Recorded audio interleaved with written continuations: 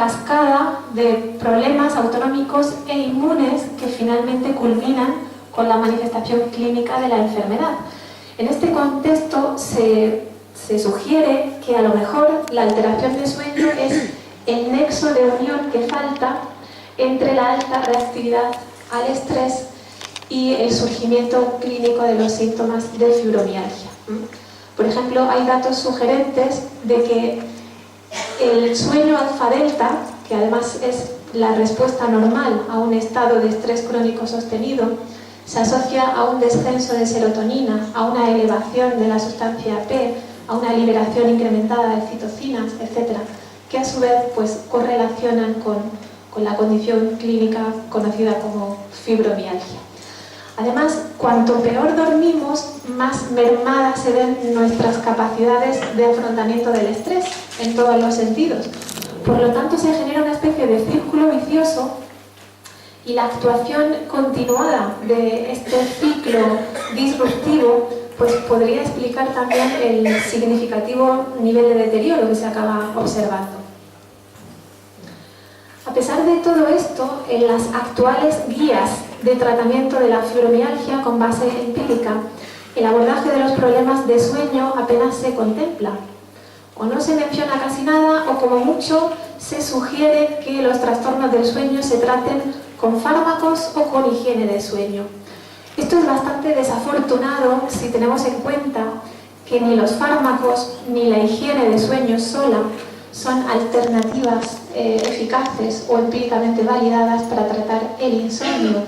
El insomnio crónico, tanto si es primario como si es secundario a otras condiciones clínicas o de dolor, se trata de forma efectiva y eficaz, porque así está demostrado, con terapia cognitivo-conductual. A pesar de eso, no se ha investigado prácticamente, no se ha investigado el efecto de una terapia cognitivo-conductual centrada en el insomnio sobre la condición clínica. Desde hace algunos años, mi equipo de investigación de la Universidad de Granada, en colaboración con el Servicio de Reumatología, la Unidad de Dolor y el Servicio de Neumología del Hospital Virgen de las Nieves, llevamos a cabo distintos estudios para intentar comprender un poco mejor el papel del sueño en la fibromialgia. Pase, por favor. En un primer proyecto nos planteamos el objetivo de analizar cómo se relaciona el sueño con otros síntomas de la fibromialgia y también de ver si una terapia cognitivo-conductual centrada en el insomnio es capaz de mejorar el sueño e incluso la severidad del problema o influir en otros síntomas. Llevamos para ello un ensayo controlado aleatorizado. Pase. Las personas que participaron en esta investigación tenían una edad comprendida entre 25 y 60 años, habían recibido el diagnóstico de fibromialgia por parte del equipo de reumatólogos que colabora en el estudio, estaban estabilizados con respecto a la ingesta de medicación durante un mes, presentaban además un diagnóstico de insomnio crónico según el DSM-4 y como criterios de exclusión se contemplaron la presencia de distintas condiciones físicas o psicológicas que pudieran influir de alguna forma en los resultados del estudio, por ejemplo, tener otras enfermedades médicas de relevancia, un trastorno depresivo mayor, trabajar de noche o por turnos, porque esto genera una desincronía circadiana que resulta difícil de reconciliar con unos hábitos de sueño saludables. También excluimos en este primer estudio a los pacientes con un índice de apnea o hipoapnea o de movimientos periódicos de las piernas superior a 15, ya que estos necesitan una intervención con CPAP, aparte de terapia cognitivo-conductual, a los que tienen una dependencia severa de los hipnóticos, puesto que este tipo de terapia funciona mejor cuando no hay medicación, y también a los que podían o iban a recibir otro tipo de tratamiento psicológico a lo largo del periodo que durara nuestra intervención, para no cruzar los efectos. El protocolo de evaluación consistió en 2 sesiones de entrevista en las cuales se exploraba la historia y el curso del problema, se analizaban las quejas de sueño, se veía cómo era el estado psicológico del paciente, qué tratamientos había recibido y también pues, se indagaban un poco las actitudes y creencias sobre la fibromialgia de la persona y de su familia. Al finalizar una primera entrevista, se le dan a la persona una batería de cuestionarios que tiene que cumplimentar en su casa y devolver en el plazo máximo de 1 semana, concretamente en la segunda sesión. También se le entregaban diarios de sueño, de dolor y de estado de ánimo que se tienen que cumplimentar a diario durante todo el protocolo de intervención y de evaluación.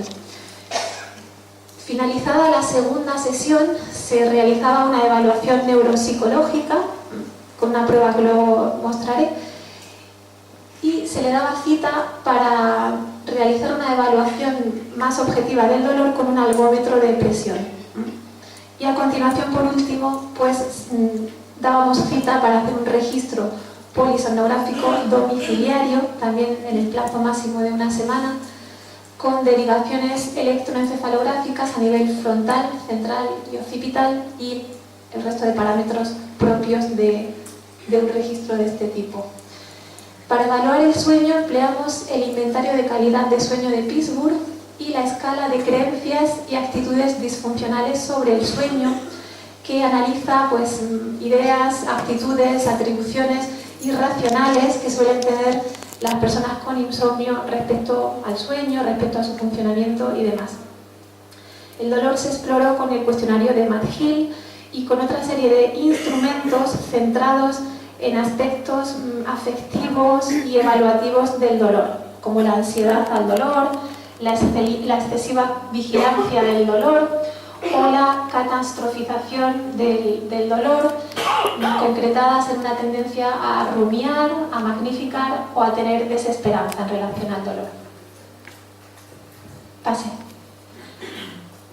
La fatiga se analizó con el inventario multidimensional de fatiga.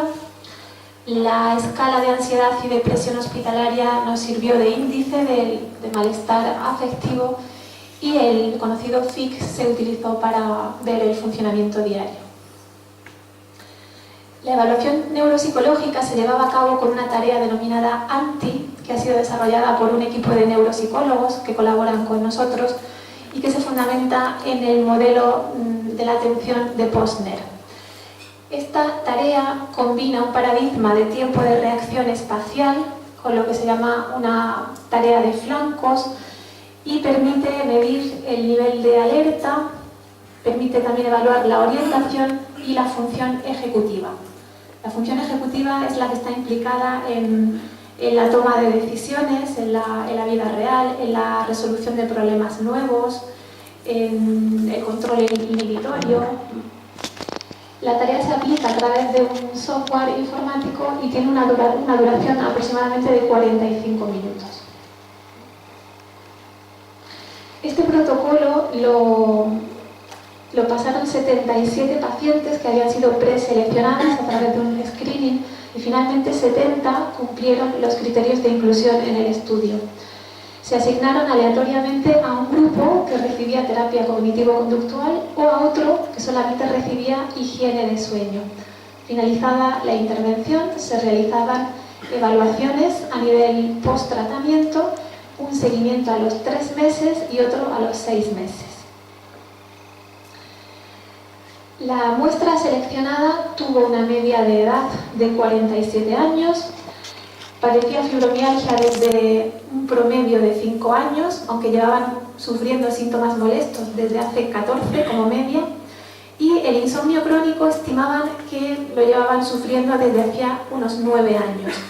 Los problemas de insomnio que tenía la muestra recogida para el estudio incluían tanto dificultades para iniciar o conciliar el sueño, como quejas de dormirse más o menos, pero luego despertarse muchas veces a lo largo de la noche, y en otros casos el problema era un despertar precoz, es decir, que uno se despierta antes de la hora a la que tiene previsto levantarse, con imposibilidad de volverse a quedar dormido. Además, es muy habitual que estas tres tipologías de insomnio puedan coexistir. Tardaban en promedio 1 hora y 12 minutos en quedarse dormidas, se despertaban casi 3 veces cada noche y la duración media del sueño era de 4 horas y 50 minutos antes de empezar el tratamiento. La terapia psicológica se aplicó en grupos de entre 6 a 8 personas. En total se aplicaron 9 sesiones de tratamiento con una duración de aproximadamente 1 hora y media o 2 horas. La sesión de terapia era semanal y se seguía la dinámica propia del enfoque cognitivo-conductual. Es decir, al inicio de cada sesión se presentan los objetivos de trabajo de la misma, después se desarrollan los contenidos de la agenda de sesiones para ese día. A continuación se fomenta una dinámica muy participativa entre las asistentes y la terapeuta y finalmente se mandan tareas para casa con el objeto de motivar a la persona con el tratamiento, que se revisan en la siguiente sesión. El manual de terapia está escrito y protocolizado sesión a sesión, por una parte con idea de homogeneizar la actuación de las 3 terapeutas que participábamos en el estudio y también por proporcionar a cada paciente pues, un material útil de trabajo. Este manual se entrega en la primera sesión y ahí está escrito pues, todo lo que necesitan saber, todo lo que han de hacer y viene espacio para que vayan realizando las tareas para casa y los autorregistros. Esto de las tareas no es que pongamos a nadie a trabajar, pero ya se sabe que en terapia psicológica no es como cuando uno toma un fármaco que se supone que lo hace todo solo, sino que uno es realmente el que trabaja por su propio cambio y tiene que aprender diversas habilidades y estrategias de afrontamiento. Este es el contenido de las distintas sesiones. La primera sesión es una sesión básicamente informativa, se dedica a la presentación de los miembros del grupo, a establecer una buena alianza de trabajo y una buena dinámica. Después se proporciona información sobre la fibromialgia y en concreto sobre la relación entre el sueño y la fibromialgia. Y se presenta también un modelo de insomnio donde se justifica el sentido de cada una de las intervenciones que se van a realizar a continuación.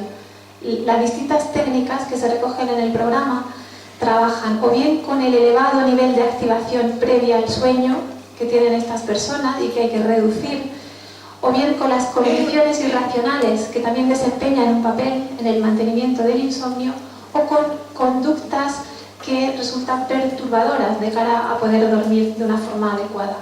Las sesiones 2 y 3 se centraron en higiene de sueño. La higiene de sueño es un tratamiento educativo que intenta de alguna manera pues, facilitar la aparición del sueño, cuidando de entrada pues, que haya ciertos elementos que se lleven a cabo de una forma adecuada. En la sesión 2, la higiene de sueño se centra en la influencia de la luz, del ruido, del contexto en el que uno está durmiendo. Y la segunda parte de higiene de sueño se dedica al estilo de vida, es decir, qué tener en cuenta de la alimentación, del consumo de sustancias como el café y otras, del ejercicio de cara al sueño. La sesión 4 es una de las más importantes y en ella se aplican 2 técnicas que se denominan restricción del sueño y control de estímulos. Pasamos pero luego volvemos hacia atrás otra vez. La mayor parte de las personas que tienen un problema de insomnio crónico describen un círculo vicioso como este. Al margen del problema que inicialmente produjera el insomnio, que puede ser el dolor u otro, resulta que llevan tanto tiempo intentando dormirse sin conseguirlo en su dormitorio o en el contexto en el que intentan que aparezca el sueño, que esa ansiedad, ese nerviosismo o angustia que están experimentando en ese lugar producen lo que se llama un condicionamiento clásico, aversivo o negativo de la cama, del dormitorio y de otra serie de claves estimulares asociadas al sueño, que a partir de ahí generan una activación condicionada que efectivamente impide conciliar el sueño. Para las personas con insomnio, la llegada del momento de dormir, de la cama, etcétera, producen, en lugar de ser una señal discriminadora de inicio de sueño, por un proceso de aprendizaje de condicionamiento clásico, inducen una activación que tiende a perpetuar el problema, al margen de cuál fue su causa original. Entonces, un elemento importante del tratamiento consiste en romper estas cadenas, en desaprender este condicionamiento. Para ello se utiliza el control de estímulos, que tiene el objetivo de recondicionar las señales inductoras de sueño en señales que verdaderamente generen el sueño. Esto se consigue pues, aplicando una serie de recomendaciones, como por ejemplo el desarrollar una rutina de actividades antes de acostarse, siempre se haga de la misma manera, el acostarse solo cuando se tiene sueño y si uno no ha conseguido dormirse en 5 o 10 minutos, levantarse de la cama e irse a otro lugar, etc. Y además lo combinamos en su aplicación con una restricción de sueño que sirve para fortalecer el ritmo circadiano de sueño y ayuda al control de estímulos. En la restricción de sueño, el objetivo es mejorar la eficiencia. Por lo tanto, si estás en cama 8 horas, pero